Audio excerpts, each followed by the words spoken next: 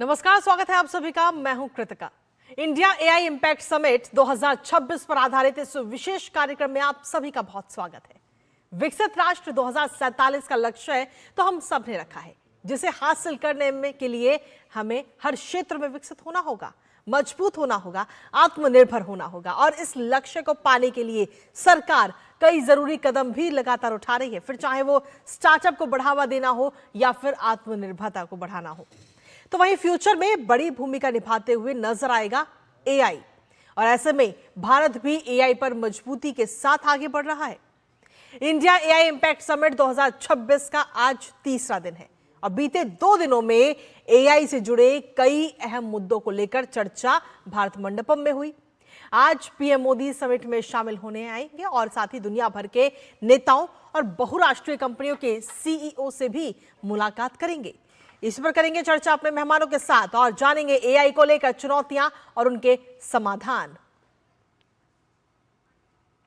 तो भारत में artificial intelligence की भूमिका अब केवल तकनीक तक सीमित नहीं रही है, यह देश की विकास रणनीति का अहम हिस्सा बन चुका है। एआई विभिन्न सेक्टरों में अपनी जगह बना रहा है, खास करके हेल्थ सेक्टर यानी स्वास्थ्य, कृषि, शिक्षा, सरकारी सेवाएं और ऑटो सेक्टर। इसके साथ ही भारत की ग्लोबल एआई लीडरशिप की दिशा में भी प्रगति है। कैसा रहा बीते कल का ये पूरा समिट, आइए आपको दिखाते हैं इस रिपोर्ट के माध्यम से। भारत की एआई यात्रा अब हर क्षेत्र में तेजी से बढ़ रही है। ये देश को एक आधुनिक और तकनीकी रूप से सशक्त राष्ट्र बनाने में महत्वपूर्ण भूमिका निभाने के लिए तैयार है। एआई का सबसे बड़ा विस्तार स्वास्थ्य क्षेत्र में देखने को मिल रहा है। एआई आधारित समाधान अब रोगों का सटीक निदान करने में मदद कर रहे हैं और इलाज की प्रक्रिया को अधिक प्रभावी बना रहे हैं, खासकर ग्रामीण क्षेत्रों में जहां स्वास्थ्य सेवाओं की पहुंच मुश्किल है। एआई इन क्षेत्रों में अपनी महत्वपूर्ण भूमिका निभा रहा है। पेशेंट्स को वक्त पे केयर नहीं मिलता है, सो इसको केयर गैप बोलते हैं और ये सोल्यूशन केयर गैप को रिड्यूस कर सकते हैं। जो डायग्नोसिस है उसको और तेजी से डॉक्टर को पहुंच सकता है। कृषि क्षेत्र में भी एआई का प्रभाव गहरा हो रहा है। एआई का इस्तेमाल अब मिट्टी के डेटा, मौसम की भविष्यवाणी और फसल की वृद्धि को ट्रैक करने के लिए हो रहा है। शिक्षा क्षेत्र में एआई ने शिक्षा के तरीके को बदलने की दिशा में कदम बढ़ाया है। एआई द्वारा संचालित व्यक्तिगत शिक्षण टूल्स छात्रों को उनकी सीखने की प्रक्रिया सुधारने में सक्षम हो रहे हैं। एआई को एक कॉमन गुड की तरह विकसित करना, ताकि जो हम डेटा जनरेट कर रहे हैं उसे रिसर्चर्स यूटिलाइज कर पाएं, इनोवेटर्स यूज कर पाएं। अगर आप कहीं भी घूमने जाते हैं तो इसमें एआई आपकी खास मदद करने वाला है। भविष्य में एआई की मदद से आपकी अपनी जानकारी बढ़ा सकते हैं। बात करें ऑटोमोबाइल सेक्टर की, तो ऑटोनोमस ड्राइविंग और स्मार्ट वाहनों की दिशा में भी एआई सबसे अहम भूमिका निभा रहा है। एआई की मदद से कारों में अब ड्राइवर असिस्टेंस सिस्टम ADAS को और स्मार्ट बनाया जा रहा है। इससे वाहन की सुरक्षा, ईंधन दक्षता और ड्राइविंग अनुभव में सुधार हो रहा है। साथ ही एआई के जरिए भारत अब ऑटो सेक्टर में भी नई क्रांति की ओर बढ़ रहा है, जहां भारतीय कंपनियां वैश्विक बाजार में अपनी पहुंच बना रही हैं। Right from chip making, semiconductor design, semiconductor manufacturing, testing, packaging से डेटा सेंटर बढ़ाने में green power solutions for AI and designing models, AI platforms, और उसके बाद हर एक इंडस्ट्री कैसे ट्रांसफॉर्म हो सकता है एआई के साथ, वो भी हमने इधर सारे शोकेसेस किया है। एआई आने वाले वर्षों में बच्चों के खिलौनों की दुनिया बदलने वाली है। बच्चों के दोस्त के रूप में एआई खिलौने आ रहे हैं। ये खिलौने पूरी तरह सुरक्षित भी हैं। ये एक बच्चों का बेस्ट फ्रेंड है। बच्चे इससे बिल्कुल ऐसे ही बात कर सकते हैं जैसे वो अपने दोस्तों से बात करते हैं। बच्चे इससे कोई भी सवाल पूछ सकते हैं, ये कभी उनके सवालों से बोर नहीं होगा। एआई ने अब केवल तकनीकी क्षेत्र में ही नहीं, बल्कि भारत के वैश्विक नेतृत्व में भी अपनी महत्वपूर्ण भूमिका निभाई है। समिट के दूसरे दिन ये साफ हो गया कि एआई अब केवल एक उभरती हुई तकनीक नहीं, बल्कि भारत के भविष्य का अहम हिस्सा बन चुका है। आने वाले वर्षों में एआई के विस्तार से भारत दुनिया में एआई का प्रमुख केंद्र बनने के लिए तैयार है, जहां विकसित देशों के साथ कदम से कदम मिलाकर चलने की ताकत है। Bureau report, DD news.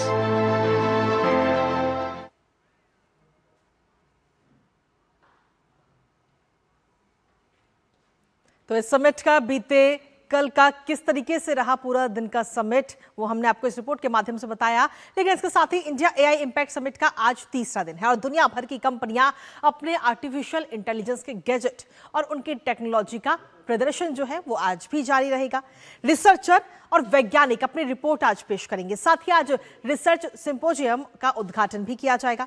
Electronics एवं सूचना प्रौद्योगिकी मंत्री अश्विनी वैष्णव उद्घाटन सत्र में शामिल होंगे और इसके साथ ही आज एआई और शिक्षा पर केंद्रित सत्र का आयोजन होगा, जिसे एस्टोनिया के राष्ट्रपति अलार कारिस भी संबोधित करेंगे।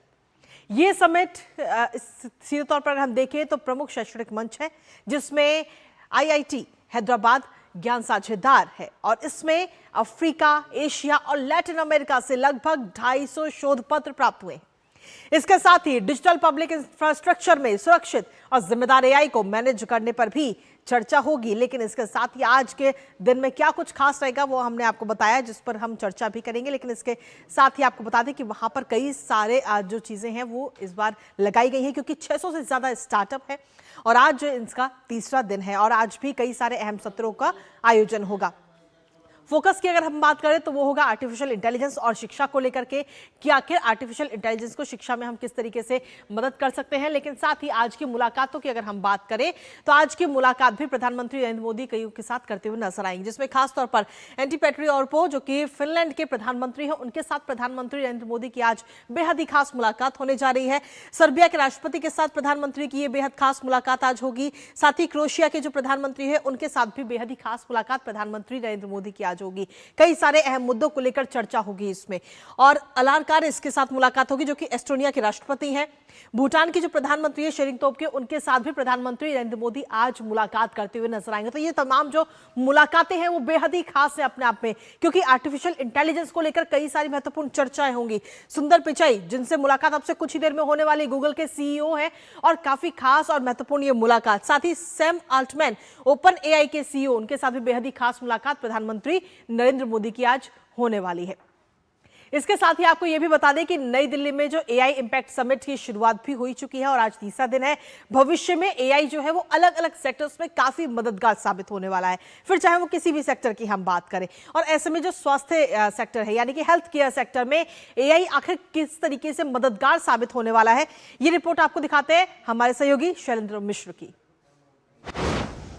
हेल्थ केयर सेक्टर की दुनिया एआई से कितनी बदलने वाली है, ये जानने के लिए इस वक्त हम मौजूद हैं भारत मंडपम में एआई समिट में। और यहाँ हमारे साथ संध्या अरुण है जो विप्रो की चीफ टेक्नोलॉजी ऑफिसर है।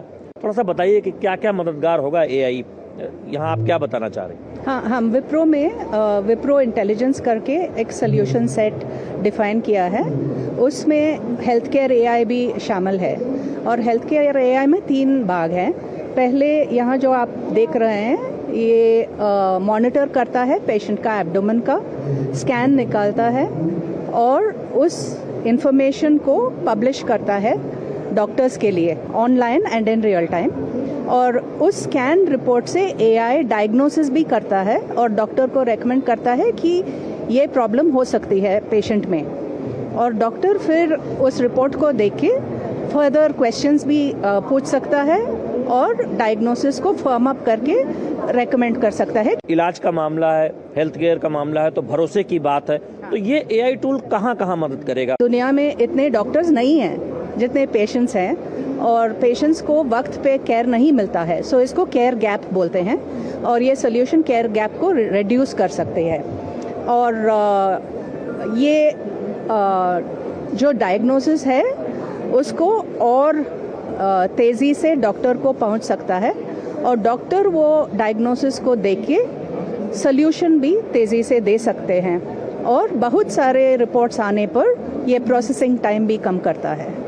मैम, तो आप देखेंगे कब तक ये मार्केट पे अवेलेबल होगा और किस तरह साझेदारी आप देख रहे हैं तमाम अस्पतालों से, सरकारी अस्पतालों से या फिर प्राइवेट में? हाँ, हम ग्लोबली तो हर मेडिकल डिवाइस कंपनी के साथ काम कर रहे हैं और ये इंटेलिजेंस जो है हम मेडिकल डिवाइस में एम्बेड कर रहे हैं। तो मेडिकल डिवाइस कंपनी के द्वारा ये हॉस्पिटल्स पहुंचेगा और वहाँ ये सॉल्यूशंस भी यूज़ करना शुरू करेंगे। ग्लोबली ये शुरू हो गया है, हम इंडिया में अब शुरू करने वाले हैं। इससे काफ़ी कुछ मदद डॉक्टरों को मिलेगी और मरीजों को भी बहुत फायदा होगा और एक तरह से दुनिया काफ़ी बदलेगी और एक्यूरेसी जो हम सेकंड ओपिनियन लेना चाहते हैं वो सब कम हो जाएगा। बहुत बहुत धन्यवाद। संध्या अरुण है, चीफ टेक्नोलॉजी ऑफिसर है विप्रो की। उनका कहना है कि किस तरह से AI टूल्स भविष्य में मददगार होंगे डॉक्टर्स के लिए भी और पेशेंट जो चाहते हैं कि जल्दी पहचान हो या फिर सेकंड ओपिनियन लेना चाहते हैं तो उनके लिए भी ये जो AI टूल्स है ये भविष्य में काफ़ी मददगार होने वाले हैं। तो हेल्थ केयर सेक्टर की दुनिया बहुत बदलने वाली है भविष्य में AI के जरिए। कैमरामैन मोंटी के साथ शैलेंद्र मिश्र, DD न्यूज, दिल्ली। तो वाकई 5 दिनों का ये समिट और जिसका आज तीसरा दिन है और आर्टिफिशियल इंटेलिजेंस के जरिए किस तरीके से जो मुश्किल काम है उनको आसान किया जा रहा है, इसको लेकर लगातार चर्चा हो रही है और साथ ही जो आर्टिफिशियल इंटेलिजेंस के क्षेत्र में जो चुनौतियां हैं और उनके समाधानों पर भी चर्चा आज भी लगातार जारी है। आज भी कई सारे खास कार्यक्रम होने और आज अभी इस वक्त इस खास कार्यक्रम में हमारे साथ खास मेहमान भी जुड़ गए हैं, सीधा उनका भी रुख कर लेते हैं, उनका तारुफ आपसे करा देते हैं। आपको बता दें कि चैरियट के सह संस्थापक पार्थ सारथी इस वक्त हमारे साथ जुड़ गए हैं और साथ ही SP कोचर हमारे साथ जुड़ गए हैं। आप दोनों का बहुत बहुत स्वागत है आज के हमारे इस खास कार्यक्रम में। सीधे तौर पर सबसे पहले मैं जानना चाहूंगी कि को फाउंडर जो है पार्थ सारथी जी, जिस तरीके से आर्टिफिशियल इंटेलिजेंस जो है वो इस समय हर क्षेत्र में अपनी अहम भूमिका निभाता हुआ नजर आ रहा है, तो क्या आपको लगता है कि जो भविष्य है उसमें भारत किस तरीके से आगे बढ़ रहा है, क्योंकि भारत को इस वक्त पावर हाउस भी बनाने की कोशिश हो रही है आर्टिफिशियल इंटेलिजेंस के क्षेत्र में? जी बिल्कुल, भारत काफ़ी आगे बढ़ रहा है और बढ़ता ही रहेगा। आपने देखा है जो AI में जो इंग्रेडिएंट्स होते हैं, जो डेटा होता है, जो GPU होता है और जो स्टार्टअप से पुश करा जाता है, जो गवर्नमेंट ऑफ इंडिया के इंडिया AI मिशन ने हर लेयर पे इसको सपोर्ट दिया है। अगर आप देखिए GPUs पहले कुछ साल पहले हमारे पास इस देश में कम GPUs थे, बट अब 30,000 से भी ज़्यादा GPUs आ चुके हैं। अगर हम देखिए डेटा में जो इंग्रेडिएंट है, चीफ इंग्रेडिएंट है AI में, AI कोश के द्वारा डेटा सेट्स दिए जा रहे हैं और पुश करा जा रहा है। तो एकदम ही एक बूम आ रहा है, एक AI रेवोल्यूशन आ रहा है इंडिया में और इसमें इंडिया अब तो लीड भी करने लग गया है। जी एक तरह से हम देखें तो कोचर साहब, जिस तरीके से AI का लगातार जिक्र तो हो ही रहा है और 5 दिनों का ये समिट जिसमें कई सारी चीज़ों को लेकर चर्चा हुई और आज का जो दिन है वो बेहद ही खास है क्योंकि आज चर्चा होगी शिक्षा को लेकर के और आर्टिफिशियल इंटेलिजेंस को लेकर के। तो शिक्षा के क्षेत्र में आर्टिफिशियल इंटेलिजेंस कितनी भूमिका निभाता हुआ नजर आएगा, क्योंकि ग्रामीण क्षेत्र की अगर हम बात करें और शहरी क्षेत्र में दोनों में शिक्षा पद्धति काफ़ी अलग अलग है, तो ऐसे में AI की भूमिका और जो आर्टिफिशियल इंटेलिजेंस है उसे हर ग्रामीण क्षेत्र तक पहुँचाना। बहुत अच्छा सवाल है और शिक्षा पहुंचाना और स्किल्स पहुंचाना ये बहुत अहम है और ये रूरल एरिया में, जैसे आपने बोला, रूरल एरिया में ज़्यादा अहम है क्योंकि अर्बन एरिया में तो ये चीज़ें अवेलेबल हैं। अब देखा जाए तो अब तक हम जो स्किल्स और एजुकेशन पहुंचाते थे वो एक तरह का रेप्लिकेशन करते थे कि जो अर्बन एरिया में हो रहा है, जो दिल्ली में हो रहा है, वही गाँव में जाके उससे पढ़ाया जाए, लेकिन वो एक्सेप्ट नहीं किया जाता था क्योंकि इतनी चेंज हो जाती थी उनके तौर तरीके में कि वो उसका कोई फ़ायदा होता नहीं था। अब टेलीकॉम नेटवर्क्स और AI मिला के अगर आप देखें तो टेलीकॉम नेटवर्क रीच बढ़ाएंगे। ये वहाँ जो चीज़ यहाँ सिखाई जा रही है यही वहाँ सिखाएंगे। AI वहाँ उसको क्रिस्टलाइज करेगा और उसको हर एक इंडिविजुअल के लिए एक ऑफरिंग बनाएगा जो उसके मुताबिक होगी। और सबसे बड़ी बात यह होगी कि इन दोनों के मिलाप से हम चेंज मैनेजमेंट मिनिमम रखेंगे।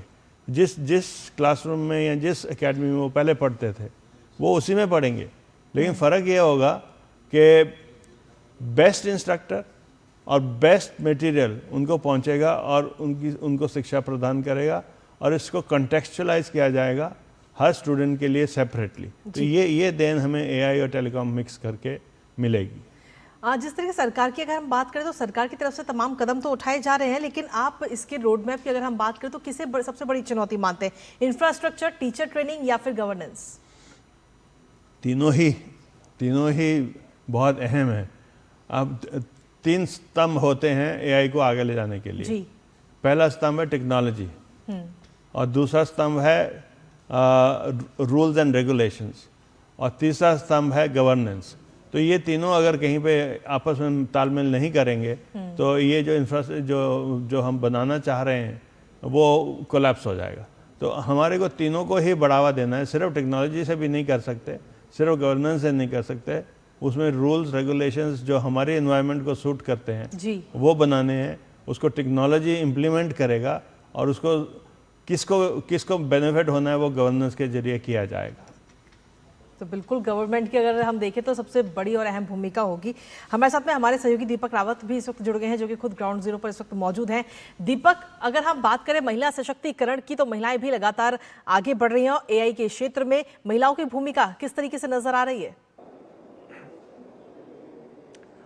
जी कृतिका, अगर बात करें भारत मंडपम की या फिर सुषमा स्वराज भवन की, जहां पर मैं इस वक्त मौजूद हूं, यहां पर भी लगातार इंडिया इम्पैक्ट समिट चल रहा है और यहां पर जो खास थीम रखी गई है वो एआई बाय हर, यानी कि ये नहीं कि AI for her, AI bye हर इसलिए क्योंकि एआई को महिलाएं तैयार करेंगी, महिलाएं उसको इस तरीके से बुनेंगी कि आखिर रोजमर्रा की जिंदगी में खासतौर पर महिलाओं के करियर से जुड़ी चीजों में उसे कैसे बेहतर बनाया जा सकता है। यही वजह है कि यहाँ पर लगातार सेशन चल रहे हैं, महिलाओं से जुड़े सेशन चल रहे हैं, वुमेन एंटरप्रेन्योर या स्टार्टअप्स को लेकर जो महिलाएं आगे आना चाहती हैं उसमें एआई का वो कैसे यूज कर सकती हैं, उन सब सब्जेक्ट्स पर यहाँ पर लगातार सेशन चल रहे हैं। कई महिलाएं यहाँ पर ऐसी भी नजर आई जिन्होंने अपना काम जो है वो एआई के थ्रू ही शुरू किया और आज वो उसमें काफी बेहतर कर रही हैं। इस बीच सबसे ध्यान देने वाली बात यह है जो कि खासतौर पर नीति आयोग जो इस तरीके के सेशन करवा रहा है, नीति आयोग का ये सीधे तौर पर ये कहना है कि न सिर्फ शहरी महिलाओं को बल्कि रूरल एरिया यानी ग्रामीण क्षेत्र में जो महिलाएं हैं उनको एआई से कैसे कनेक्ट किया जा सकता है, उनकी रोजमर्रा की जिंदगी में एआई को कैसे वहां पर इस्तेमाल किया जा सकता है और उनको क्या बेनिफिट हो सकता है, इस टॉपिक पर ज्यादा चर्चा की जा रही है। और न सिर्फ महिलाओं को लेकर बल्कि तमाम क्षेत्रों को लेकर, चाहे शिक्षा, स्वास्थ्य, जैसा कि आप खुद भी बता रही थी कि इस तमाम क्षेत्रों में एआई का इस्तेमाल किस तरीके से बढ़ रहा है, आने वाला भविष्य कैसे एआई पर निर्भर रहेगा और भारत कितना आगे उसमें जा सकता है और भारत की स्थिति इस वक्त क्या है। तो इन तमाम पहलुओं पर चर्चा लगातार यहाँ पर हो रही है। लेकिन सुषमा स्वराज भवन की अगर बात करें तो ये यहाँ पर खास बात यही है कि महिलाओं को लेकर एआई पर चर्चा हो रही है और अलग अलग जगहों से महिलाएं यहाँ पर पहुँच रही हैं अपने स्टार्टअप्स को लेकर, अपने चीज़ों को लेकर, और बता रही हैं कि एआई ने उनकी ज़िंदगी को कितना बदला है और जो लोग एआई पर ऑलरेडी काम कर रहे हैं वो दूसरों को ये समझा रहे हैं कि एआई उनके लिए कितना ज़रूरी है और अगर वो कोई काम करने की शुरुआत करने की सोच रहे हैं तो उसमें एआई का इस्तेमाल कैसे वो कर सकते हैं। बिल्कुल, यानी कि महिलाओं को भी किस तरीके से बढ़ावा दिया जा रहा है वो आपने बताया और इसको लेकर के अलग अलग सत्रों का भी आयोजन इस समय हो रहा है। पार्थ सारथी, अगर हम देखें तो आप एक युवा हैं, तो ऐसे में युवाओं की भी काफी अहम भूमिका है आर्टिफिशियल इंटेलिजेंस को लेकर और प्रधानमंत्री नरेंद्र मोदी खुद कहते हैं कि युवा जब आगे बढ़ेंगे तो देश अपने आप ही आगे बढ़ेगा। तो ऐसे में जो युवा अभी तक आर्टिफिशियल इंटेलिजेंस का इस्तेमाल नहीं कर रहे या रुचि नहीं दिखा रहे, क्या कहेंगे उनको लेकर? जी, एआई एकदम मतलब कि टेक्नोलॉजिकल रेवोल्यूशन हो रहा है। हम देख रहे हैं हमारे हर चीज़ में एआई का इस्तेमाल हो रहा है, इसलिए युवाओं के लिए बहुत ज़रूरी है कि वो एआई को यूज़ करें, एआई जाने और बोथ एजुकेशन इन एआई और एजुकेशन एआई के बारे में एजुकेशन और एआई से एजुकेशन ले। तो आप देख सकते हैं आजकल यूनिवर्सिटी में अगर आपको कोई डाउट हो आप एआई से पूछ सकते हैं, लेकिन आप एआई में कंट्रीब्यूट भी कर सकते हैं। आप एआई के बारे में सीख के एआई का आजकल इंडिया में बहुत ही डेवलपिंग कम्युनिटी है, डेवलपर कम्युनिटी है, एआई की रिसर्च कम्युनिटी है और उसमें आप एआई के बारे में सीख के कंट्रीब्यूट कर सकते हैं। हम देख रहे हैं जैसे कि जो रिसर्च पहले वेस्ट में या यूएस में होती थी, आजकल इंडिया का युवा भी सीख के उसमें कंट्रीब्यूट कर पा रहा है रिसर्च में। तो दोनों एंगल से एआई से आप सीख भी सकते हैं और एआई में आप रिसर्च भी कर सकते हैं, एआई के बारे में आप और अच्छा बना सकते हैं। इसलिए इन दोनों चीज़ों में युवा को जुड़ना और एआई को आगे बढ़ाना बहुत ज़रूरी है। तो बिल्कुल युवा है, जब इसमें पार्टिसिपेट करेंगे तभी देश आगे बढ़ता हुआ भी नजर आएगा और जो हमारा मकसद है वो भी बहुत जल्द पूरा होगा, क्योंकि आर्टिफिशियल इंटेलिजेंस को लेकर सरकार तो अपनी तरफ से तमाम कोशिशें कर ही रही है। तो ये कार्यक्रम लगातार हमारा जारी है, लेकिन इसी बीच कार्यक्रम में रुकेंगे एक छोटे से ब्रेक के लिए। आप बने रहिए हमारे साथ। हर जीत की शुरुआत होती है छोटे छोटे कदमों से और हर छोटी तैयारी बदल सकती है पूरा नतीजा, क्योंकि मैदान हो या जिंदगी, छोटी से छोटी तैयारी ही देती है प्रोटेक्शन और प्रोटेक्शन ही देता है भरोसा। जैसे LIC की बीमा लक्ष्मी, एक खास प्लान सिर्फ महिलाओं के लिए, जहां छोटी बचत दे बड़ी सुरक्षा, ताकि जिंदगी के हर मैदान में आप रहे हर पल के लिए रेडी। LIC बीमा लक्ष्मी, रखे हर पल के लिए रेडी। मेरी पसंद, मेरी पसंद, मेरी पसंद, मेरी पसंद, हमारी पसंद, हम सबकी पसंद। मजबूत देश का मजबूत सरिया हो गया स्टील। विभाग अनेक, कंप्लेंट बॉक्स 1। किसी भी सरकारी दफ्तर, विभाग या बैंक से जुड़ी शिकायत के लिए pgportal.gov.in पर जाएं, रजिस्टर करें, संबंधित विभाग चुनें, शिकायत दर्ज करें और ट्रैकिंग ID नोट करें। SMS या ईमेल पर एक्नॉलेजमेंट पाएं और शिकायत का जवाब सीधे मंत्रालय से प्राप्त करें। अब तक 1 करोड़ 12 लाख से अधिक भारतीयों ने भरोसा जताया। CP ग्राम्स, आपकी हर शिकायत का हल। अभी शिकायत दर्ज करें pgportal.gov.in।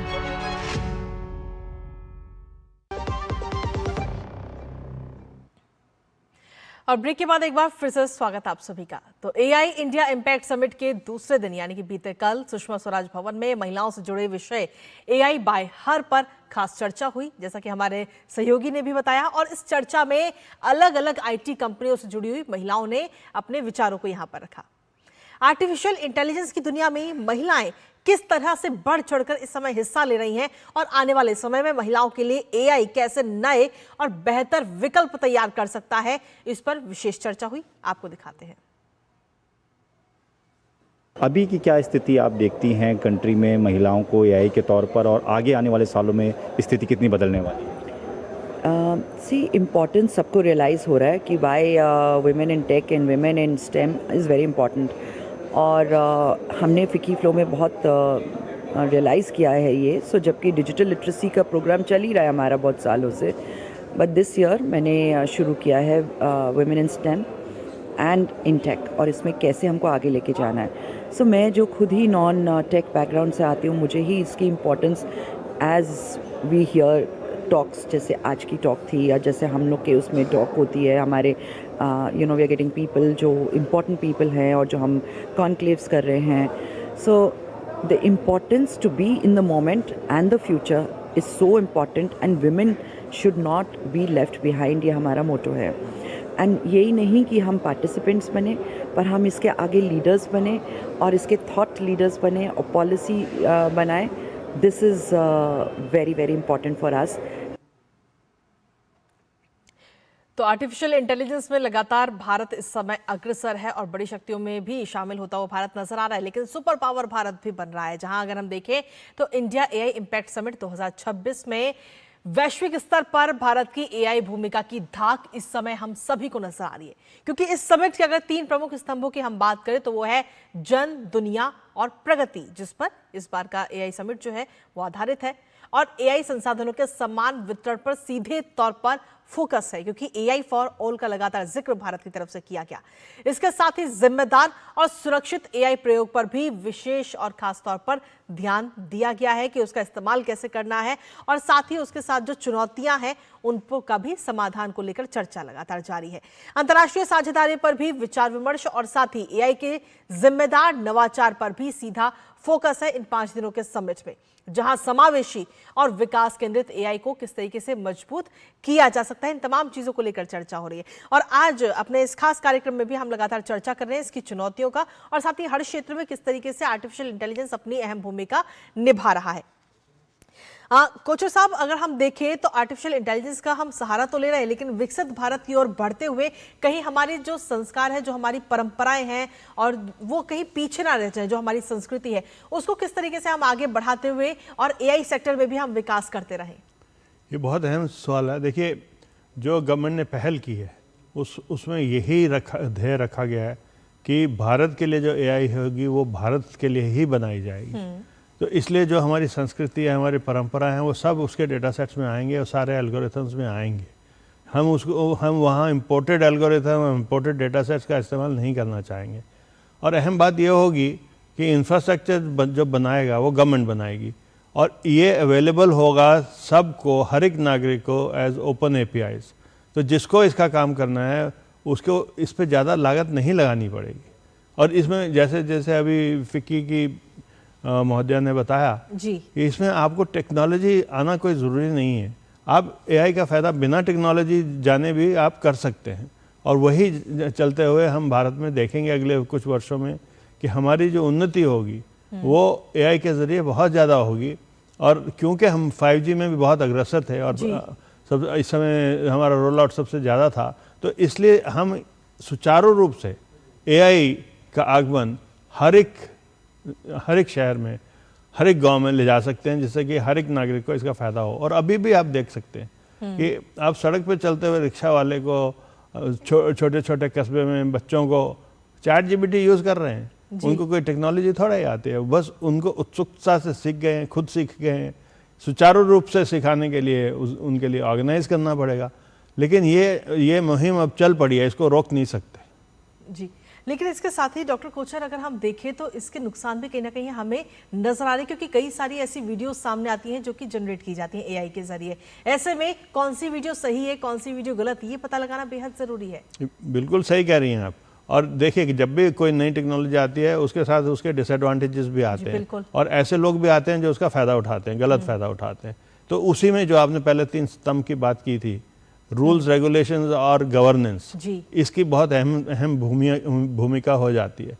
और इनको इम्प्लीमेंट करने के लिए एआई सुचारू रूप से हेल्प कर सकती है। अगर पहले क्या था कि अब आप गवर्नेंस के रूल्स बना लेंगे, रेगुलेशन बना लेंगे, उनको इम्प्लीमेंट आप फिजिकली करेंगे, मैन्युअली करेंगे। अब एआई के ज़रिए आप उसको कॉग्निटिव आंसर्स आपको ऑनलाइन मिल जाएंगे और एआई ही उसको सुचारू रूप से चलाएगा। ऑफ कोर्स मैनुअल इंटरवेंशन रहेगा, लेकिन चलाने में बहुत सुविधा होगी, बहुत एफिशिएंसी आ जाएंगी, बिकॉज एआई आ गया है अभी। जी, अब पार्थ, जिस तरीके से अगर हम देखें तो युवा तो लगातार आगे बढ़ ही रहे हैं, और ये जो 5 दिनों का समिट है इसमें 600 से ज़्यादा स्टार्टअप भी हमें नजर आ रहे हैं। हर कोई इंसान आगे बढ़ता हुआ नजर आ रहा है, लेकिन इसके साथ ही इसको लेकर कई सारी चुनौतियां भी नजर आती हैं। जी बिल्कुल, चुनौतियाँ हैं एआई में, जैसे कि पहले इंफ्रास्ट्रक्चर नहीं होता था, अब इंफ्रास्ट्रक्चर आ रहा है। आपने बोला जैसे कि मिसयूज़ बड़ा हो सकता है एआई, लेकिन एआई से तो हर स्टार्टअप को ये ध्यान रखना पड़ेगा कि जो भी वो एआई से टेक्नोलॉजी बना रहे हैं उसके अराउंड प्रॉपर गार्ड रेल्स हैं, उसके अराउंड जैसे कि डीप फेक आप जानते हैं एआई का एक यूज़ हो सकता है, जिससे इसलिए आपको उस मिसयूज़ को प्रिवेंट करने के लिए आप वाटर मार्किंग अपने जनरेशन्स में डाल सकते हैं, ताकि लोगों को पता चल जाए कि ये एआई जनरेटेड है। वॉइस, जैसे कि आजकल आप देख रहे हैं वॉइस एआई का बहुत यूज़ हो रहा है। वॉइस एआई में भी वाटर मार्किंग हो सकती है, तो अगर किसी को चेक करना है कि ये एआई जनरेटेड है तो वो आराम से उसको वाटर मार्क डिटेक्शन से चेक कर सकते हैं। इसलिए स्टार्टअप्स को बहुत ध्यान रखना पड़ेगा कि जो एआई टेक्नोलॉजी, जिससे बहुत लोगों का लाभ हो सकता है, लेकिन जो उसके मिसयूज़ हैं उनको कम कैसे करना है, उनको प्रिवेंट कैसे करना है, और इसके लिए काफ़ी गवर्नेंस भी आ रही है। तो इसलिए उनको आपको फॉलो करना चाहिए और आपको बहुत ध्यान रखना चाहिए, क्योंकि एआई से बहुत लोगों का फ़ायदा होगा, लेकिन जो मिसयूज़ है वो प्रिवेंट करना भी बहुत ज़रूरी है। बिल्कुल, क्योंकि चुनौतियां भी हैं, लेकिन उनका समाधान निकालना भी बेहद ज़रूरी है। हमारे साथ हमारे सहयोगी अजय मिश्र भी इस वक्त जुड़ गए हैं, जो कि इस वक्त भारत मंडपम में ही मौजूद हैं। अजय मिश्र, अगर आज की हम बात करें तो आज का दिन बेहद ही खास है, क्योंकि प्रधानमंत्री नरेंद्र मोदी कई सारे वैश्विक नेताओं के साथ भी मुलाकात करते हुए नजर आएंगे, और अब से कुछ ही देर में गूगल के सीईओ के साथ भी मुलाकात। बिल्कुल सही कहा आपने, और आज का दिन एक तरह से रेड कारपेट बिछाने का दिन है, और आज शाम को इस गाला सेरेमनी की शुरुआत होगी, जिसमें आप देखेंगे कि देश और दुनिया के जो तमाम दिग्गज हैं, और ऐसा बताया गया है कि 45 देशों के जो राजनयिक हैं और राष्ट्राध्यक्ष हैं वो इस एआई समिट में हिस्सा लेने के लिए आएंगे। प्लेनरी तो कल है, लेकिन स्वागत समारोह आज शाम को ही है, और उन सभी के सम्मान में, विदेशी मेहमानों के सम्मान में प्रधानमंत्री ने आज रात्रि भोज पर उनको आमंत्रित किया है। इसी भारत मंडप में उसको आयोजित किया जाएगा। और अगर कुजीन की बात करें तो वर्ल्ड क्लास की जितने भी आप डिफरेंट कुजीन्स आप सोच सकते हैं उन सभी की व्यवस्था की गई है। इंक्लूसिविटी की बात करते हैं हम लोग एआई के जरिए, और हम लोग अतिथि देवो भव में विश्वास रखते हैं, तो हम सभी मेहमानों के लिए पूरी तरह से तैयार है। भारत मंडपम सज चुका है और स्केल बहुत बड़ा है। कृतिका, अगर मैं एक थोड़ा सा कंपैरिजन दूं तो पेरिस में एआई का एक दूसरा समिट अभी होने वाला है। पिछले साल तो हमने को होस्ट किया था पेरिस में, लेकिन अगर 26 की बात करें तो मेरे ख्याल से 3-4 महीने बाद पेरिस में जो एआई समिट होने वाला है उसके लिए रजिस्ट्रेशंस कितने हुए हैं? केवल 9,000। हमारे यहाँ अगर आप देखें तो फुटफॉल है 2.5 लाख। तो आप सोचिए कितना बड़ा स्केल है। एक सेशन में लोगों की इतनी ज़्यादा भीड़ है कि आपको एंट्री रेस्ट्रिक्ट करनी पड़ रही है उन लोगों को सुनने के लिए, क्योंकि वर्ल्ड क्लास यहाँ पर एक्सपर्टीज आई हुई है और इस वक्त भी लगातार चाहे वो लर्निंग आउटकम्स की बात हो, स्किलिंग की बात हो, नेशनल एआई स्टेक की बात हो, इस वक्त सारे के सारे जो सेशंस हैं AI data for partnership economic and social upliftment की अगर हम समझने की कोशिश करें, कैसे AI for millions trusted AI framework बनाने की बात है, इन सभी सेशंस जो भी लगातार चल रहे हैं उसमें आप समझिए कि किसी के खड़े होने की भी जगह नहीं है। बहुत ही बड़ा स्केल है और भारत ने पूरी तरह से सोच लिया है कि एक नैरेटिव पूरी दुनिया को देना है कि हमें एक रिस्पॉन्सिबल एआई चाहिए और पूरे एक ग्लोबल आउटकम की तरफ, ग्लोबल एक कन्वर्जेंस की तरफ हम दुनिया को लेकर जाना चाहिए, जाने की कोशिश कर रहे हैं कि एआई की जो गवर्नेंस है, एआई की जो रेगुलेशन हो, उसको लेकर के सभी जो राष्ट्र हैं रिस्पॉन्सिबली सोचें और इंक्लूसिविटी की तरफ एआई को लेकर के जाएं। उसी में मानवता का भला है। जो सिद्धांत हमने G20 में अपनाया था वही ग्लोबल एआई इम्पैक्ट समिट में भी उसी सिद्धांत को हम आगे बढ़ा रहे हैं। जी अजय मिश्र, क्योंकि आप इस समय खुद वहां पर मौजूद हैं और जो आम लोग वहां पर पहुंच रहे हैं उनमें किस तरीके से उत्साह नजर आ रहा है, एक्साइटमेंट है इस पूरे समिट को लेकर के, और सीधे तौर पर अगर हम देखें तो कितने उत्साहित हैं वो सभी, कितने उत्सुक? तो अगर आप आम जनता की बात करें तो इस तरह का इतने बड़े स्केल पर एआई समिट कभी किसी ने देखी नहीं थी और इसलिए जो भी जितने रिसर्चर्स हैं, जितने इस पूरे एआई इकोसिस्टम में जितने भी स्टेक होल्डर्स हैं, वो सभी इस बात को अप्रिशिएट कर रहे हैं कि इतनी बड़ी संख्या के बावजूद भी तो थोड़ी बहुत मुश्किलें जो लॉजिस्टिक्स को लेकर के आ रही हैं वो सभी समझते हैं उस चीज़ को, क्योंकि स्केल इतना ज़्यादा है कृतिका कि मैंने बताया ना कि अगर फुटप्रिंट आप 9,000 वर्सेस 2.5 लाख अगर आप कंपेयर करें तो कितने बड़े स्केल पर हम इसको कर पा रहे हैं और 100 देशों से ज़्यादा पार्टिसिपेंट्स यहाँ पर आए हुए हैं, यहाँ की एम्बेसीज लगी हुई हैं, 45 देशों के राजनयिक हैं, तो वो जो इंटरनेशनल प्रोटोकॉल्स हैं उसका इस्तेमाल उसका हम लोग पालन कर रहे हैं। सुरक्षा व्यवस्था का ध्यान देना पड़ रहा है, सभी लोग बैग एंड बैगेजेस के साथ आ रहे हैं, उनकी चेकिंग करनी पड़ रही है, क्योंकि ये सारी चीज़ें भी बहुत मायने रखती हैं कि इतने बड़े आयोजन में अगर कोई भी थोड़ी सी चूक हो जाती है सुरक्षा की दृष्टि से तो वो भी उसको भी उचित नहीं कहा जा सकता। तो बहुत ही कोशिश कर रही है सरकार और जो प्रशासन है कि आम आदमी को परेशानी न हो, और मुझे लगता है कि धीरे धीरे ये ज़्यादा स्मूथ होता चला जा रहा है, लेकिन संख्या थोड़ी सी ज़्यादा, इसमें कोई दो राय नहीं है। लोगों का उत्साह उतना ही बढ़ा हुआ है क्योंकि जो नई चीज़ें हैं स्टेक होल्डर्स उनको मिलने का मौका मिल रहा है और जिस तरह से स्टैनफोर्ड ग्लोबल एआई इंडेक्स में दुनिया में भारत पहले ही तीसरे पायदान पर पहुंच चुका है और हमसे केवल अमेरिका और चीन 2 ही देश आगे हैं, और अब हम इंडियन मॉडल को पूरी दुनिया में ले जाने की तैयारी कर रहे हैं, जिसमें कल ही प्रधानमंत्री ने कहा है कि हमें स्पष्ट तौर पर जो एआई है वो सिविलाइजेशनल इन्फ्लेक्शन पॉइंट पे खड़ा है और हमें सोचना होगा कि कैसे एआई को हम और ज़्यादा रिस्पॉन्सिबल बना सकते हैं, इंक्लूसिव बना सकते हैं। बिल्कुल, आप लगातार वहां पर बने रहिए और हम आगे भी आपसे अपडेट लेते रहेंगे, लेकिन इसके साथ ही हमारे साथ खास मेहमान भी लगे हुए हैं बने हुए समय। डॉक्टर कोचर इस वक्त हमारे साथ बने हुए। डॉक्टर कोचर, अगर हम देखें तो आज प्रधानमंत्री की कई वैश्विक नेताओं के साथ मुलाकात तो है ही, लेकिन इन मुलाकातों का सीधा असर क्या कुछ नजर आता है आपको? क्योंकि अगर हम देखें तो टेक्नोलॉजी के माध्यम से जिस तरीके से द्विपक्षीय मुलाकात भी होंगी और साथ ही टेक्नोलॉजी डिप्लोमेसी में भी भारत को सीधे तौर पर फायदा होगा आज की मुलाकातों के जरिए। देखिए, भारत को नंबर 3 स्थान दिया गया है स्टैनफोर्ड की रिपोर्ट में कि हम इस समय एआई में नंबर 3 स्थान पे हैं। जी। तो अभी हम पिछड़े हुए देशों में नहीं आते हैं, एआई में हम ऊपर पहुंच चुके हैं, और क्योंकि हम ऊपर पहुंच चुके हैं और हमारी मैन्युफैक्चरिंग कैपेसिटी अभी जोर पकड़ना है, तो ये जितने बड़ी बड़ी कंपनियों वाले आए हैं वो यहाँ पे अपना मैन्युफैक्चरिंग यूनिट, अपना सॉफ्टवेयर डेवलपमेंट यूनिट्स लगाने के लिए ही आए हैं। वो यहाँ की जो लागत है डेवलपमेंट की वो कम है। हम IT capital of the world माने जाते हैं, और वो आईटी मैन पावर को माइग्रेट करना इनटू एआई एक आसान कार्य होगा, बजाय इसके कि नए नए मैन पावर को तैयार किया जाए। इसलिए वो उनको अपनी कंपनी के लिए फ़ायदा दिखता है इधर। बिल्कुल। अब हमको भी फ़ायदा दिखता है क्योंकि जो टेक्नोलॉजी वो पहले ही यूज़ कर चुके हैं वो इंडिया में लेकर आएंगे, इंडिया में उसको स्थापित करेंगे, और फिर मेक इन इंडिया होगा and make for the world होगा। तो वो एक बहुत बड़ी चीज़ और बहुत अहम चीज़ है। इसी कारण इतने लोग यहाँ आ रहे हैं, कोई घूमने तो नहीं आ रहे हैं, तो बिजनेस के लिए ही आ रहे हैं, और उनको इंडिया एक बहुत बड़ी मार्केट दिखती है। बिल्कुल। और इस पिछले कुछ सालों में अगर हम देखें तो कई सारे एफटीए भी हुए, कई सारे एग्रीमेंट हुए, जिसके जरिए भारत में निवेश भी आ रहा है, रोजगार भी बढ़ता हुआ नजर आ रहा है, और उसमें अब एआई भी अपनी अहम भूमिका निभाएगा। और इसी बीच 2025 की अगर हम बात करें तो 2025 में एआई के क्षेत्र में भारत की क्या क्या उपलब्धियां रही हैं, दरअसल बीते साल भारत एआई चैंपियन के रूप में उभरता हुआ नजर आया, जहां इंडिया आर्टिफिशियल इंटेलिजेंस मिशन के तहत तैयार सर्वम एआई इंडिया का पहला 70 बिलियन पैरामीटर चयनित हुआ है। इसके साथ ही 98 करोड़ रुपए और 4096 NVIDIA H100 GPU को दिए गए। और शोका की अगर हम बात करें तो शिकस्त इंडिया का पहला ऑडियो लैंग्वेज मॉडल है जो इस समय काफी हेल्पफुल है। इसके अलावा बुलबुल V2 जो कि एक text to speech engine launch हुआ। तो पिछले साल भारत की क्या कुछ प्रगति रही एआई के क्षेत्र में, वो हम आपको बता रहे हैं। इसके साथ ही भारत का यूरोप को एआई का निर्यात किया गया, वो भी 2025 में हुआ। और GPT मिनी के लिए फ्रेंच बिजनेस स्कूल से भी डील हुई। तो क्या कुछ उपलब्धियां रही हैं 2025 में, और अब ये उपलब्धियां और आगे बढ़ती हुई भी नजर आएंगी। कम पावर वाले डिवाइस के लिए भी एक छोटा लैंग्वेज मॉडल है, क्योंकि जब हम भारत की बात करते हैं तो सबसे बड़ा बैरियर कहीं ना कहीं नजर आता है लैंग्वेज बैरियर का, और उसको दूर करने के लिए इस समय आज की तारीख में अगर हम देखें तो कई सारे एआई प्रोडक्ट इस वक्त सामने आ चुके हैं।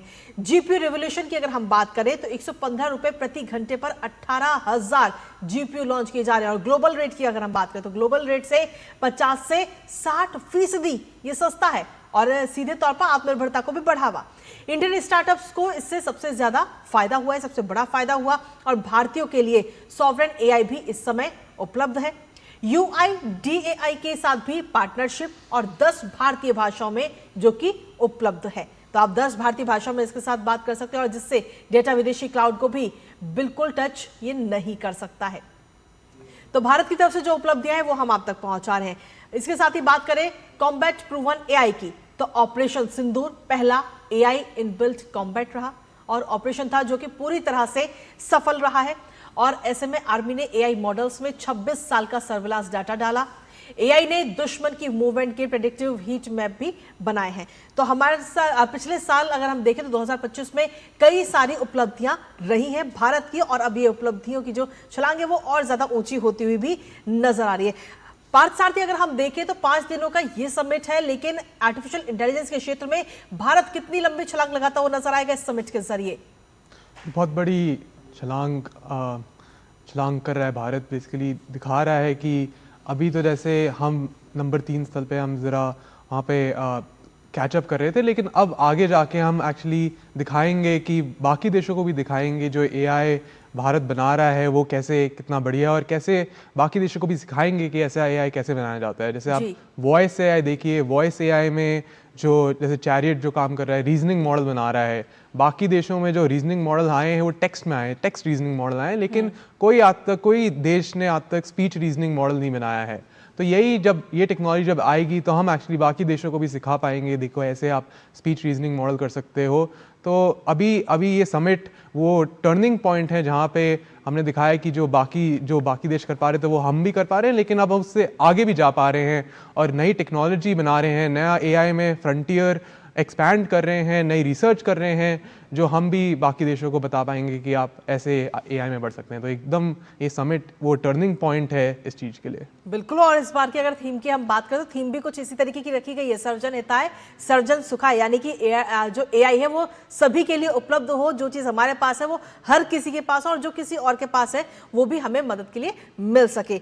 सीधे तौर पर कोचर जी, अगर हम देखें तो आर्टिफिशियल इंटेलिजेंस में भारत को आप अगले 5 साल में किस स्तर पर देखते हैं इस समिट के जरिए? भारत जिस स्पीड पे जा रहा है तो भारत लीडर बन जाएगा एआई में। आप ये देखिए, हम अभी तक बाकी टेक्नोलॉजी में पिछड़ इसलिए रहे थे क्योंकि हमारे पास इतना मौलिक संसाधन नहीं थे कि हम उसमें इन्वेस्ट कर पाए। लेकिन एआई तो दिमागी संसाधन चाहिए ना, वो हमारे पास है, और उसी के कारण हम इतना आगे बढ़ रहे हैं कि 3रे नंबर पे पहुंच गए हैं। और इसी स्पीड पे हम चलते रहे तो ये दिन दूर नहीं है कि हम 3रे से भी ऊपर जाएंगे। और जो स्ट्रैंगल होल्ड है बाकी वेस्टर्न कंट्रीज़ का कि ये टेक्नोलॉजी हम ही सप्लाई करेंगे, वो भी ख़त्म होता हुआ नज़र आ रहा है। अब वो भारत एक ऐसा लीडर बनता आ रहा है कि जो विकसित देश या जो डेवलपिंग नेशंस हैं वो भी भारत की तरफ देख रहे हैं कि यहाँ से हमको वर्ल्ड क्लास एआई सॉल्यूशंस मिलेंगे और उसका कॉस्ट फ्रैक्शनल होगा जो कि हमको वेस्ट से मिल रहे हैं। और सबसे बड़ी बात यह है कि हम जो एआई बना रहे हैं वो इम्पैक्ट के लिए बना रहे हैं, हम टेक्नोलॉजी के लिए नहीं बना रहे हैं, हम कोई कमर्शियल मॉडल्स नहीं बना रहे हैं। हमें इम्पैक्ट चाहिए, और इम्पैक्ट कहाँ होगा? फ्रंट लेवल पे, ग्रामीण जगहों पे जी, गांव के लोगों में, और इससे हमारा जो मैन्युफैक्चरिंग बेस है, जो हमारा एफिशिएंसी बेस है, वो बहुत बहुत बढ़ जाएगा और उसमें हमारी पॉपुलेशन का भी फायदा होगा। दूसरी चीज़ हम ये देख रहे हैं कि बाकी देशों को में एआई की स्किल्ड मैन पावर मिलना बहुत मुश्किल है। इंडिया के पास स्किल इकोसिस्टम तैयार है, और अगर हम इसको ठीक तरह से इसको यूज़ करेंगे तो जो हमारे पास मैन पावर अवेलेबल है, चाहे वो ब्लू कॉलर में हो चाहे वाइट कॉलर में हो, उसको हम री स्किल करके अप स्किल करके एक नए कैटेगरी बनाएंगे जिसको हम नो कॉलर कह सकते हैं। वो सारे एआई इधर यूज़ करने वाले होंगे या एआई को डेवलप करने वाले होंगे, और इसकी ज़रूरत बहुत है पूरे वर्ल्ड में। डेटा एनालिस्ट की ज़रूरत बहुत है। इंडिया उसमें एक लीडर उभर कर आएगा। तो अब ओवरऑल देखेंगे तो इंडिया इस स्पीड पे चल रहा है कि अब इसको कोई रोक नहीं सकता एआई का लीडर बनने में। जी, एआई का लीडर तो भारत बन ही रहा है, लेकिन इसके साथ ही अगर हम देखें तो भारत की जो प्रथा रही है, G20 में भी हमने देखा कोचर साहब के वसुधैव कुटुंबकम के रास्ते हम आगे बढ़े, और इस बार भी थीम कुछ इसी तरीके की रखी गई, सर्वजन हिताय सर्वजन सुखाय, यानी कि सब लोग मिल बांट के जो काम कर रहे हैं वो एक दूसरे के साथ हेल्प करें। तो सीधे तौर पर भारत को इस समय पूरा विश्व जो है काफी उम्मीदों के साथ तो देख ही रहा है। बिल्कुल सही कह रहे हैं आप। हम इस तरह एक ग्लोबल विलेज में रह रहे हैं। जो भी टेक्नोलॉजी कहीं पर डेवलप होती है उसका अगर हम सोचें कि हम एक आइसोलेटेड सिस्टम में बना लेंगे तो वो बनाना कठिन है, चाहे हम हो या कोई भी देश हो। तो जो बाकी जगह विकास हो रहा है उसका फ़ायदा हमको उठाना है। जो बाकी टेक्नोलॉजीज बाकी जगह इम्प्लीमेंट हो गई हैं या डेवलप हो रही हैं उसका फ़ायदा हमको उठाना है। लेकिन जो मॉडल हमको डेवलप करना है वो हमको इंडियन मॉडल डेवलप करना है, वो हमको डेवलपिंग कंट्री का मॉडल डेवलप करना है, जिससे कि ये कैटेगरी के लोग हमारी तरफ देखें। हम और वो भारतीय सरकार ने बहुत अच्छा रोड मैप बनाया है जिसमें कि मैं फिर से बोल रहा हूँ कि हम इम्पैक्ट को देख रहे हैं। हम ये नहीं देख रहे हैं कि हम ये डेमोन्स्ट्रेशन करेंगे, हमारा रोड मैप ये है कि इस GPU इस साल तक बनाएंगे, वो हम नहीं बोल रहे हैं, वो तो आएगा ही आएगा। हम इम्पैक्ट देख रहे हैं, हमारे को इम्पैक्ट कहाँ चाहिए और जिससे कि सिटीजन की लाइफ बेटर हो सके, इंडियन इकोनॉमी बेटर हो सके। तो वो देखते हुए जो हमारा प्रोग्रेस हो रहा है बहुत अच्छा प्रोग्रेस हो रहा है। चलिए आपके पास वापस आएंगे हम चर्चा करने के लिए, लेकिन इसी बीच इस कार्यक्रम में रुकेंगे एक छोटे से ब्रेक के लिए। आप बने रहिए हमारे साथ, क्योंकि भारत के इस वैश्विक एआई संवाद को लेकर हमारी ये चर्चा लगातार जारी है। बने रहिए हमारे साथ। जब धरती चीर कर निकलता है लोहे का पत्थर और मिलता है मोंगिया के जोश से, फिर तपता है, पिघलता है और बनता है फौलाद। अब होता है सरिया सारी खूबियों के साथ। मोंगिया स्टील, मजबूत देश का मजबूत सरिया। प्रधानमंत्री श्री नरेंद्र मोदी के नेतृत्व में दिल्ली की रेखा गुप्ता सरकार ने राजधानी में नए आयुष्मान आरोग्य मंदिर लॉन्च किए। अच्छी सेहत के लिए दिल्ली वालों को मिली एक और बड़ी सौगात। इलाज की सुविधा मिलेगी घरों के ही पास। लगभग हर विधानसभा में हम 12 से 15 आरोग्य मंदिर खोलें ताकि छोटे मोटे ट्रीटमेंट के लिए आपको दूर ना दौड़ना पड़े।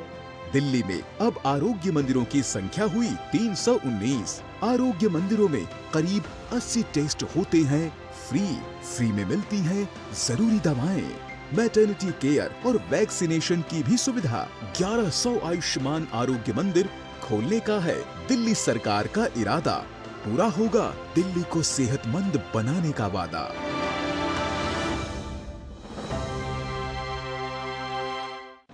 Video call. मैं सीनियर इंस्पेक्टर काली पहाड़ी चौकी से। यस, आपके पार्सल में ड्रग्स मिले हैं। ड्रग? मैंने आपको अरेस्ट किया जाता है। यदि बचना चाहते हो तो 2 लाख रुपए। ये फोन पे कौन अरेस्ट करता है? तुम पुलिस नहीं है और हम बोगा मतलब मूर्ख नहीं है। यूपीआई कहता है अगर कोई नकली पुलिस बन के आपको भी कॉल करे और डराए तो कहो मैं मूर्ख नहीं।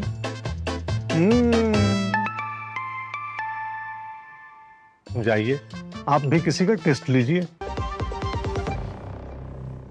और ब्रेक के बाद एक बार फिर से स्वागत आप सभी का। लगातार हम चर्चा कर रहे हैं कि आर्टिफिशियल इंटेलिजेंस को लेकर जो 5 दिन का समिट है उसका आगे आने वाले समय में क्या कुछ असर पड़ता हुआ नजर आएगा। हमारे साथ स्टूडियो में 2 मेहमान भी मौजूद हैं और साथ ही ग्राउंड जीरो से इस वक्त हमारे सहयोगी जुड़ गए हैं, सीधा उनका रुख करेंगे। नीरज हमारे साथ जुड़ गए हैं। नीरज, अगर आज की हम बात करें तो आज तीसरा दिन है इस समिट का, क्या कुछ खास आज नजर आएगा और साथ ही ऐसे कौन कौन से महत्वपूर्ण सत्र होंगे जिन पर हर किसी की नजर है? नीरज,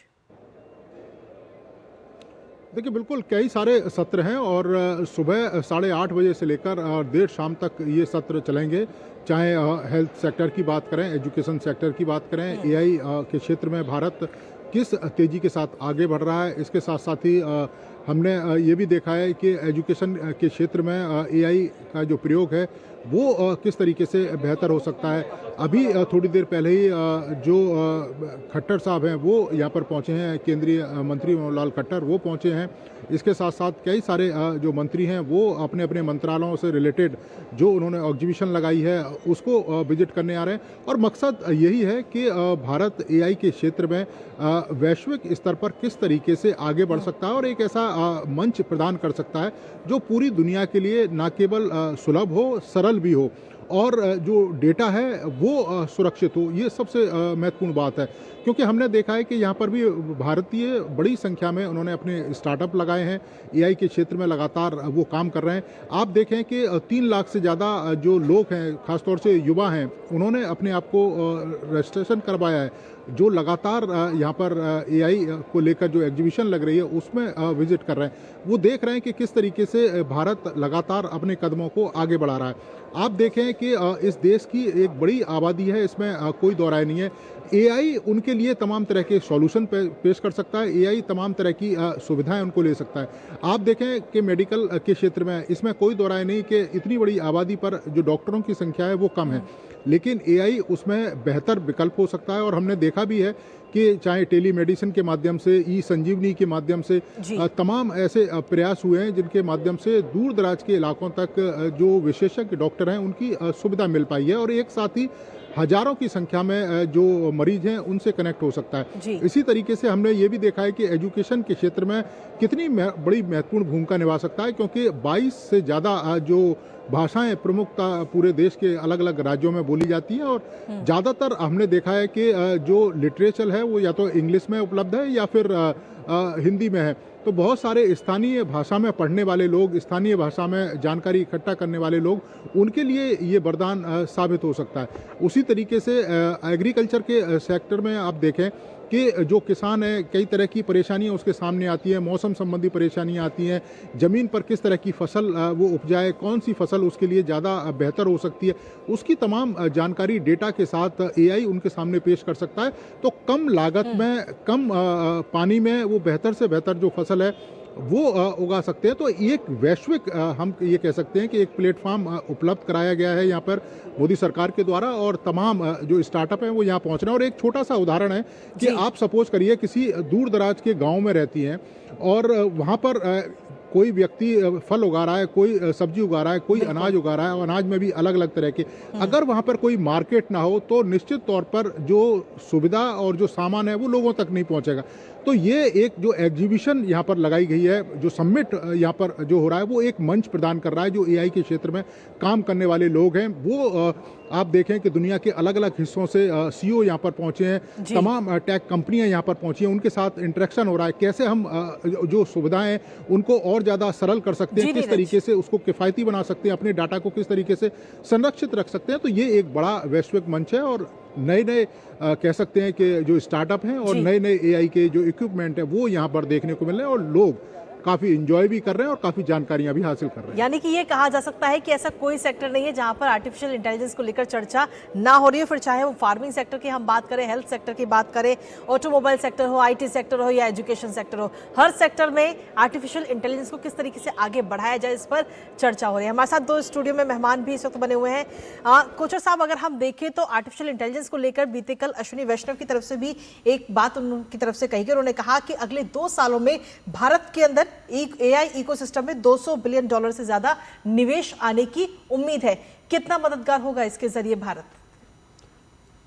ये तो लाजमी है कि इतना ज़्यादा निवेश आएगा और अगर माननीय मंत्री ने ये बोला है तो वो होगा, क्योंकि वो ऐसे लूज स्टेटमेंट नहीं कहते हैं, वो जो बोलते हैं उसका मतलब होता है। तो ये निवेश तो आएगा और हो सकता है इससे ज़्यादा भी आ जाए। जिस तरह के CEOs यहाँ पर बैठे हुए हैं जी, तो वो उनकी भी होड़ रहेगी कि हम पहले पहुँचें, क्योंकि उनको यहाँ पे एक मैन्युफैक्चरिंग बेस दिख रहा है और यहाँ से मेड इन इंडिया करके मेड फॉर द वर्ल्ड करेंगे और हमारे फ़ायदा ये होगा कि हम अपनी मार्केट को सुचारू रूप से सर्व कर पाएंगे, तो स्पीड हमारे को आ जाएगी।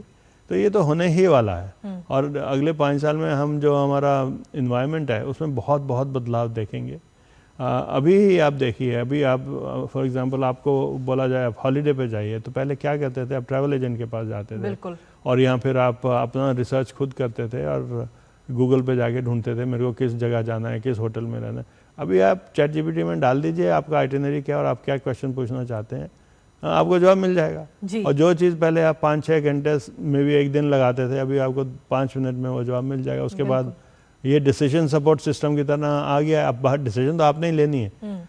कई जगह आगे बढ़ते हुए कई जगह सेंसर्स ऑटोमेट हो जाएंगे जिसमें आर्टिफिशियल इंटेलिजेंस ही उसको कंट्रोल करेगा और एक्शंस भी वही करेगा। तो ये चीज़ें आती हुई हमें नजर आ रही हैं। जी, आप पार्थ सारथी, सीधे तौर पर अगर हम देखें तो AI को लेकर के इस समय जो समाज है उसके अंदर कई सारी भ्रांतियां भी फैली हुई हैं और उसमें ये सवाल उठता है कि क्या युवाओं को कहीं ना कहीं इससे खतरा है, उस पर आपसे जानेंगे। लेकिन इसके साथ ही अपने दर्शकों को बता दें कि AI इम्पैक्ट समिट में आयोजित रिसर्च सिंपोजियम में केंद्रीय मंत्री अश्विनी वैष्णव ने कई महत्वपूर्ण बातें कही हैं और उन्होंने इस दौरान कहा कि AI के प्रति युवाओं की दिलचस्पी और उनकी आशावादिता देखकर देश और दुनिया के लिए एक नए भविष्य की आशा हो रही है।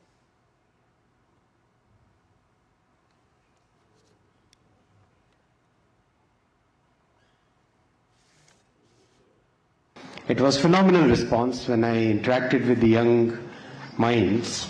I was so surprised at the optimism that most of the young people expressed towards this opportunity which is coming for them. Initially I was a bit apprehensive, but looking at their optimism, I am feeling really hopeful for a totally new future for our country and for the world. तो लगातार हम चर्चा कर रहे हैं artificial intelligence को लेकर। तो पार्थ सारथी, मेरा सवाल ये है कि AI को लेकर जब हम समाज में निकलते हैं तो एक ये सवाल जरूर पूछा जाता है कि कहीं AI के जरिए नौकरियां तो खत्म नहीं हो जाएंगी। आपसे जानना चाहेंगे कि कितनी सच्चाई है इस बात में। हर बार जब भी कोई नया रेवोल्यूशन आता है, हमने देखा इंडस्ट्रियल रेवोल्यूशन आया था तो कुछ डिस्टर्बेंस होती है, कुछ ये होता है, बट हर बार ये हमेशा यही हुआ है कि नई जॉब्स आई हैं, नई तरह की जॉब्स आई हैं और बहुत सारी जॉब्स आई हैं। ये सेम चीज़ AI में भी होगी। आप देखिए जो लोग AI यूज़ कर रहे हैं उनकी प्रोडक्टिविटी इतनी बढ़ रही है कि वो 10 गुना ज़्यादा काम कर पा रहे हैं। तो इसी चीज़ से AI से ऐसा नहीं है किसी की नौकरी जाएगी, लेकिन हर बंदा 10 गुना ज़्यादा काम कर पाएगा। इसलिए ही हमारी इकोनॉमी इससे बहुत बढ़ेगी, इससे ही इन चीज़ों का फ़ायदा आएगा। तो AI किसी को रिप्लेस नहीं करेगा, लेकिन जो बंदा AI यूज़ करता है वो जो AI नहीं यूज़ करता उनको रिप्लेस करेगा। तो इसलिए अगर आप AI यूज़ कर रहे हैं, आप AI इनेबल्ड हैं, आप युवा हैं, आप AI में हैं, तो आपको किसी बात का डर नहीं है। आपके लिए बहुत नई अपॉर्चुनिटीज़ आने वाली हैं, नई जॉब आने वाली हैं। इसलिए ही AI एजुकेशन आज की डेट में बहुत इंपॉर्टेंट है और कोई डरने की बात नहीं है। आपको बस AI के बारे में जानना है, AI को सीखना है और आप 10 गुना ज़्यादा काम कर पाएंगे। बिल्कुल, यानी कि जो हमारा काम है उसको बेहद ही आसान बनाने का काम इस समय AI कर रहा है और हर सेक्टर में, फिर चाहे वो किसानी की बात करें, क्योंकि किसान भी इस समय अपनी जो उसकी खेत की मिट्टी है उसके बारे में जान सकता है AI के जरिए, कौन सी उसे फसल उगानी चाहिए और कौन से बीज ज़्यादा बेहतर है। इन तमाम चीज़ों का सवालों का जो जवाब है वो आजकल AI दे रहा है। हमारे साथ में इस वक्त कोचर साहब लगातार बने हुए हैं। कोचर साहब, अगर हम देखिए तो डिजिटल अर्थव्यवस्था को कितना बढ़ावा मिलता हुआ इसके जरिए नजर आएगा। आपके पास वापस आऊंगी, लेकिन इसी बीच अपने दर्शकों को बता दें कि प्रधानमंत्री नरेंद्र मोदी ने से गूगल के CEO सुंदर पिचाई ने हैदराबाद हाउस में नई दिल्ली में मुलाकात की है और भारत चौथे अंतर्राष्ट्रीय AI सम्मेलन की मेजबानी इस समय कर रहा है। और इस मुलाकात की तस्वीरें इस वक्त हम अपने दर्शकों को दिखा रहे हैं, क्योंकि आज कई सारे वैश्विक नेताओं के साथ प्रधानमंत्री नरेंद्र मोदी की मुलाकात है और इस बीच इसकी मुलाकातों का जो ये दौर है उसकी शुरुआत भी हो चुकी है। सबसे पहले गूगल के CEO सुंदर पिचाई से प्रधानमंत्री नरेंद्र मोदी आज मुलाकात करते हुए नजर आए हैं। आर्टिफिशियल इंटेलिजेंस को लेकर कई सारे अहम मुद्दों को लेकर चर्चा इस दौरान हुई है और उस दौरान की तस्वीरें हम आपको दिखा रहे हैं।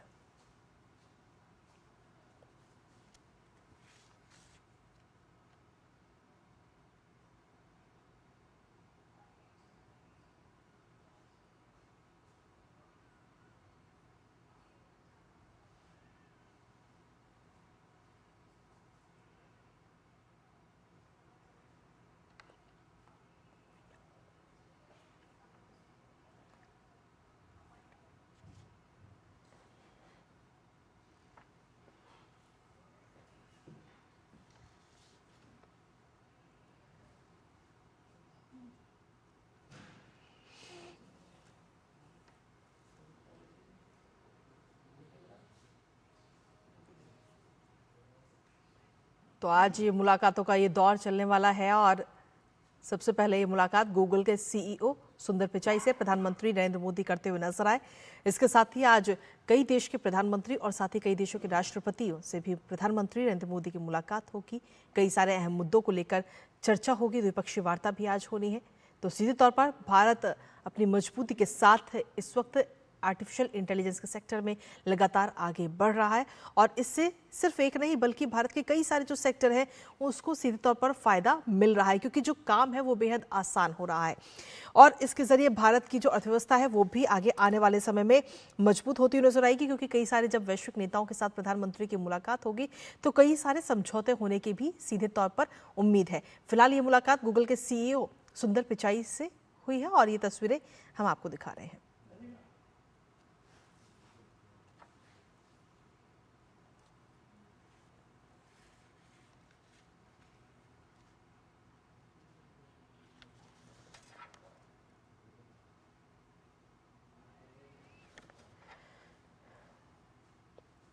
तो आपको बता दें कि प्रधानमंत्री नरेंद्र मोदी आज कई वैश्विक नेताओं से भी मुलाकात करेंगे, जिसमें स्पेन है, सर्बिया है, एस्टोनिया की राष्ट्रपति से प्रधानमंत्री मुलाकात करेंगे।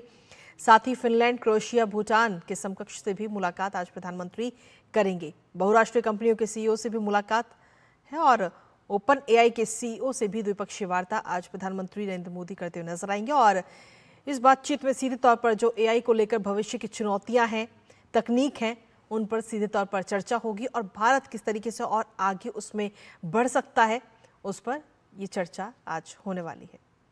तो बेहद ही खास और इन मुलाकातों पर हर किसी की नज़र इस समय बनी हुई है और सबसे पहले ये मुलाकात हुई गूगल के सीईओ सुंदर पिचाई से, जिसकी तस्वीरें इस वक्त हम आपको दिखा रहे हैं।